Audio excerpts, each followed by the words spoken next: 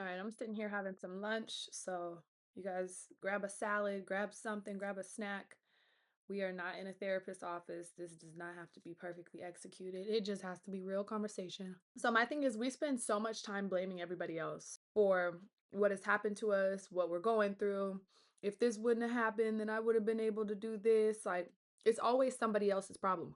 It's always reference to the timing or the situation or just honestly people that let you down, right?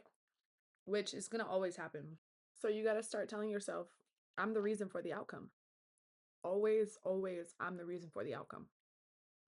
Look at your dating life, for example. Why was that person in your life to begin with? If they showed you early signs of chaos, why did you abide by it? The reality is you stayed anyway. Knowing what you knew, hoping how you hope, hoping how we hope. We always hope for a better outcome, right? You stayed anyway. 9 times out of 10, from the beginning, we knew we probably shouldn't have been in it. And it's not even just dating, right? It's honestly any area of our life. Anytime that you didn't get what you wanted or something didn't pan out how you wanted, the honest answer is always usually you. Always. People are like, "Oh, my mother was terrible to me growing up," for example. But did you become terrible to yourself based off of that? Did you stop feeling like you were deserving of whatever it is you needed? You put the weight on you. We talked about that a little bit in module 1, but I want to really emphasize it today. Anytime you didn't get what you wanted, usually the answer is you. And if you didn't get what you wanted, sometimes, most of the time, almost every time is a blessing. I've written down in my journal like, I really want this guy. Hearts, hearts, hearts. This is why I want him. This is why it's going to work. Psychotic. Almost wish I never wrote it. Because when they usually spin back, I'm like, oh, you're not my type at all. And this is why it didn't work from the beginning. You're not loving, you're not giving, you're not nurturing. None of the things that I would want my husband to be, you aren't those things. But I was dying for this thing to work. It should have never worked. But like I said, not just relationships, just in general in life, we don't take accountability for our actions, for our habits, for what we say we're going to do and what we don't end up actually doing. We don't follow through. And you got to be real with yourself. You can't blame anybody else for why you're in the position you're in other than yourself. I want to play a video for you guys. Watch this video with an open mind because it's kind of harsh. And I don't want you to take offense to it, right? Just open mind. The reason I asked my ex-husband if I could be a stay-at-home wife is because I was lazy, incompetent, and did not want to change. I did not want to pursue any of my dreams or passions because they all sounded too hard. I did not want to be responsible for the bills. I did not want to be responsible for anything more difficult than the extremely simple tasks of cooking and cleaning. And I'm not devaluing that labor, but it is extremely simple and took me probably about 2 hours max some days. Simply wanted him to bear the burden of being an adult so I did not have to. And I suspect for the vast majority of people who want to be stay-at-home wives, stay-at-home girlfriends, I'm not talking about stay-at-home mothers, that's a separate topic. I think their motivations are simply that they do not want to become competent adults within their own right. They just want to be taken care of and babied forever. I went straight from my parents' household directly into marriage. I'm a youngest child, I'm the baby of the family. And to be quite frank, I just expected that I would never have to grow up. I say, filming from my childhood bedroom that I had to move back into after the divorce. Now that I'm no longer subscribing to the idea that laziness and doing nothing and never pursuing any of the things you want to pursue is a life worth living, that becoming a competent adult is actually very important to me and I'm working very hard at it. I won't be in this room forever, trust. I think your motivation to want to be a stay-at-home wife is because you want to be girl Peter Pan. I think that's a foolish, bum, loser way to behave.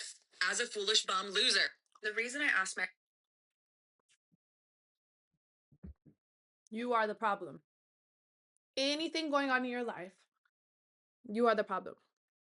You have to understand you have control, you have power. And it sounds corny, it sounds like a motivational speech. It's not. I'm going to say that every time. It's the reality of the situation. You have power. And what you do with your power is your choice. How you decide to spend your life is your choice. If you think you don't deserve it, you don't. If you think you're not worth it, you're not. Let me give you like a real example, right? I didn't get everything that I wanted out of my music career. I had to be honest about what I wanted as a grown woman. Oh my God, that just makes me think about the book I was reading on the airplane. Hold on, you guys. Hold on. I highlighted it too. I swear to God, I forgot about this. So, this is chapter 15 of The Psychology of Money. Okay, actually, it's chapter 14. It's one thing to say that we don't know what the future holds. It's another thing to admit that you yourself don't know today what you will want in the future. Moving down, middle aged people rush to divorce people who young adults rush to marry. Moving down, research shows people from the age of 18 to 68 underestimate how much they will change in the future. We should also come to accept the reality of changing our minds. Some of the most miserable workers I've ever met are people who stayed loyal to a career only because it was the field they picked when they decided on a college major at 18 years old. The trick is to accept the reality of change and to move on as soon as possible. You do not have to stick to the plan that you originally made.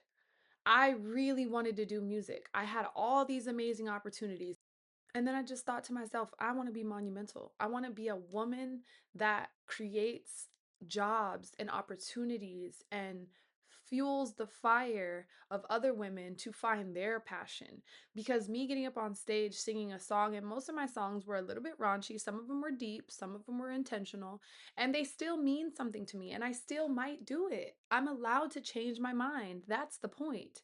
But you are the problem with anything in your life that you don't like, you're the problem.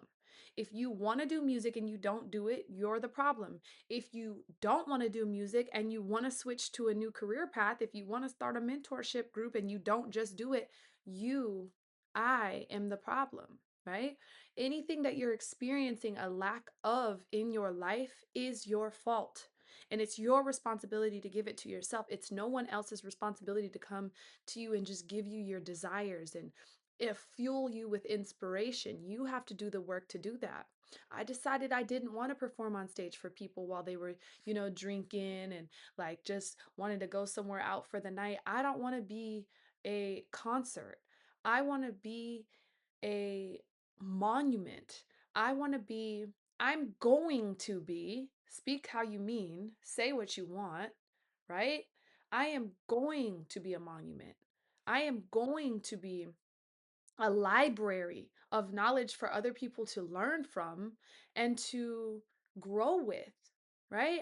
The impact that I make is not going to just be, I'm at the Coliseum on July 7th, come see me, and that's not to water down artistry. That's not to take away from the artists who do feel that that is monumental, right? I'm just saying what music used to be, this is veering off a little bit, but what music used to be isn't what it is today. And we all know that. Although some people genuinely do have it and you can feel the love that they have for this art, I do think people who don't want it full force 1000% should walk away from it and leave that space open for somebody who is 100%. And I know that I want to be 100% in this area. I want to be a leader in this area. I want to do what Akon did and take electricity to Africa or just different places that need it. I want to change the world. I don't just want a hot song and then I'm in a leotard, but I want to pour into people's passion. And so that took me having to sit down with myself and be accountable about my identity, right? Module one, video one, identity. Most important thing we're going to discuss. I had to be honest with myself about that. And then not blame the industry, not blame COVID, not blame the timing, not blame my engineer wasn't good enough or my producer wasn't good enough or I don't have any beats. No, girl, if you wanted it, you would get it. I had to actually look at what do I actually enjoy doing? What actually moves me? You got to ask yourself the same thing, right?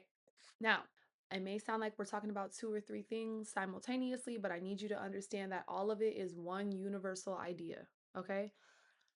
What you want out of your life is your responsibility, and you are the problem for why something's not working. The work that you put in is what you will get out. It might not be immediate gratification, which is something we love. It's going to take some time. Anything worth having is going to take time. But when you know your identity, you know, I'm going to blame that on myself. Every time, I tell you all the time, take the blame. Stop saying that you're in a situation that you don't want to be in. You're in the situation because you do want to be in it. Because for some reason, you haven't got a handle on the obvious or the cues or the red flags. For some reason, you're not seeing them. So you just keep proceeding in the game. Stop handing other people the blame and allow yourself to sit in it. Okay? Accountability isn't about beating yourself up, it's just about saying, this is happening and I can remove myself if I choose.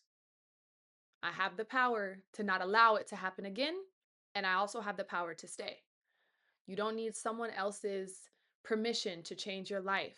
You just need to look at yourself and say, this is not something that I want to do anymore. I choose to move forward in my life, so that's what we're about to do.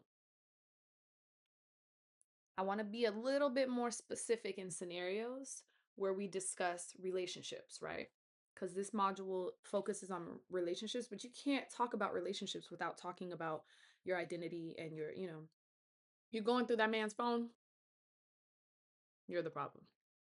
If you have a gut feeling, you need to learn to trust that gut feeling. I just had to know. You did know. You didn't trust yourself enough for your body to tell you the truth without having to invade somebody's privacy. I wrote a whole chapter about that in my book, Gym Over Him. It's not out yet. You guys will be the first to have it. And if you're a VIP member, if you're an active VIP member, you will get a free copy.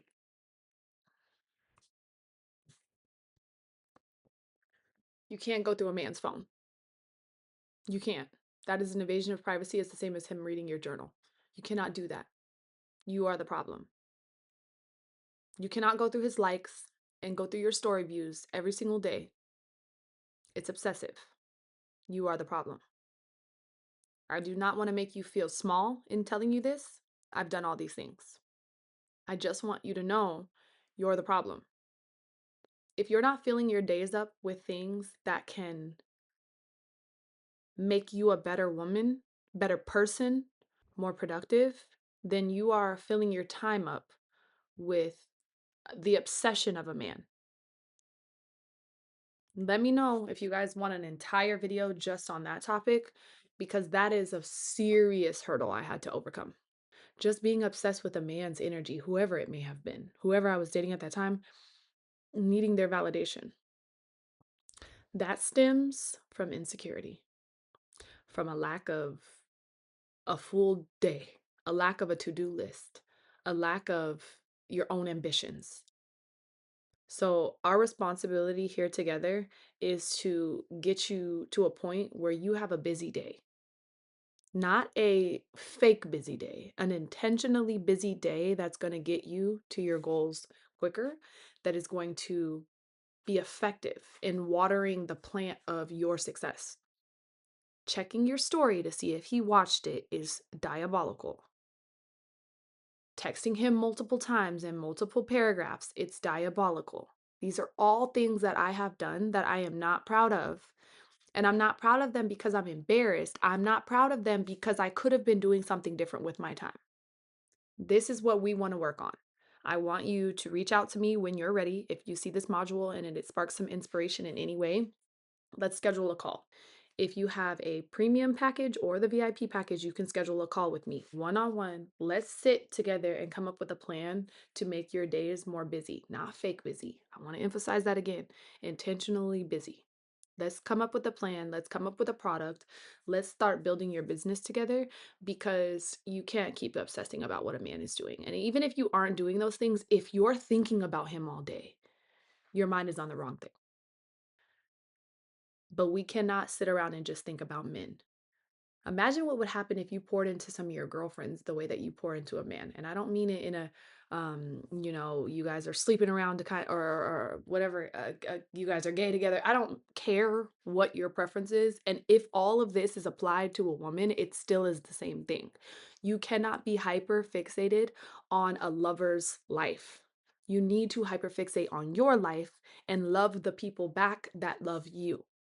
Give the energy that people give to you, but make sure at the end of the day, you're still giving yourself the energy you need to become a successful woman on your own. I played that video that I played because she cold heartedly admitted, I am the problem. I didn't realize how important it is to have your own dreams and your own destinations in life. I followed behind a man. Now I'm living in my childhood bedroom.